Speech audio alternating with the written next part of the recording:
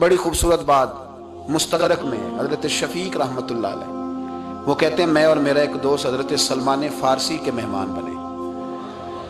حضرت سلمان فارسی رضی اللہ، وہ سلمان فارسی جنہیں نبی پاک نے کہا سلمان منا اہل البیت، سلمان کو صرف صحابی نہ سمجھنا، اسے میں نے اپنے خاندان میں شامل کر لیا ہے۔ کہتے ہیں ہم حضرت سلمان فارسی رضی اللہ تعالیٰ عنہ کے مہمان بنے، وہ ہمارے میزبان ہوئے۔ بڑا سادہ سا کھانا، حالانکہ وہ گورنر تھے، بڑا سادہ سا دال روٹی انہوں نے ہمارے سامنے پیش کی، اور پھر پیش کرتے ہی وہ کہنے لگے کہ اگر نبی کریم علیہ السلام تکلف میں مبتلا ہو کر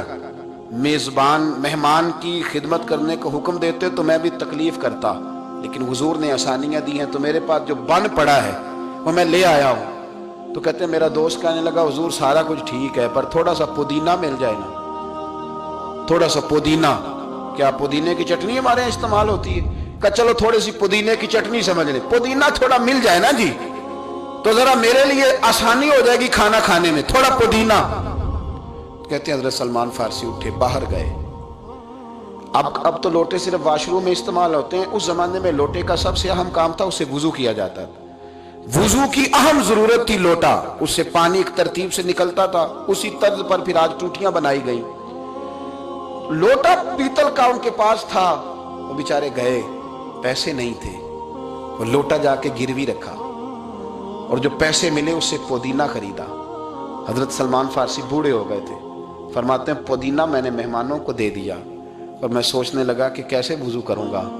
اگر لوٹے میں پانی ڈال لیتا تھا تو آسانی سے وضو ہو جاتا تھا، اب کنویں سے جب نکالوں گا تو اس برتن سے وضو کروں گا تو بڑھاپا ہے۔ کہتے ہیں میں بڑا پریشان تھا، لیکن خیر مہمان آئے تھے، ان کو کھلا دیا پودینہ۔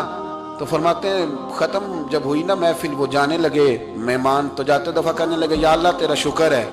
تو نے ہمیں اسی کھانے پر قناعت عطا فرمائی اور ہمارا پیٹ بھر گیا۔ تو حضرت سلمان فارسی کہتے ہیں جب انہوں نے کہا نا شکر ہے، اسی کھانے پہ قناعت دی، صبر دیا ہمیں، تو جناب سلمان فارسی بول پڑے، فرمانے لگے اگر تم قناعت والے ہوتے نا تو میرا لوٹا گروی نہ ہوتا، وہ میرا لوٹا گروی پڑا ہے، اگر تم قناعت والے ہوتے تو میرا لوٹا گروی نہ ہوتا، تم قناعت والے نہیں ہو۔ قناعت والے ہوتے، گیا رشتہ دیکھنے بیٹی کا، اور جاتے اس نے بڑی لمبی تقریر کری ہے کہ جی مجھے 3 کپڑوں میں بیٹی چاہیے، بڑا اللہ کا دیا بڑا کچھ ہے جی، ہم تو بات فقیر لوگ ہیں، بچی کے صرف طلب ہے، کسی چیز کی ضرورت، بیٹی مل گئی جس نے بیٹی دے دی، اس نے یہ سارا لیکچر اس نے پڑھا ہے،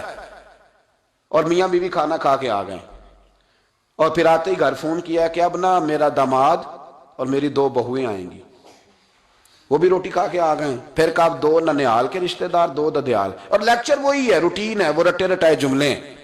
کہ جی بیٹی 3 کپڑوں میں چاہیے، آپ کو کوئی تکلیف نہیں دیں گے، ہم تو جس نے بیٹی دے دی اس نے رکھا کیا، سبق وہی ہے، وہ پکا رٹا لگتا ہے سبق ہے، وہ ساتھ ساتھ پڑھ رہا ہے، اور 6 دعوتیں اڑا لی ہیں۔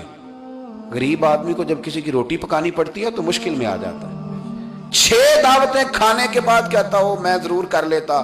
لیکن بچوں کا جو ماموں ہے نا اس کی بیوی نہیں مانتی تو میں کر لیتا، تو جو 6 دعوتیں تم نے اڑائی ہیں اگر تم قناعت والے ہوتے تو پھر تم یہ کام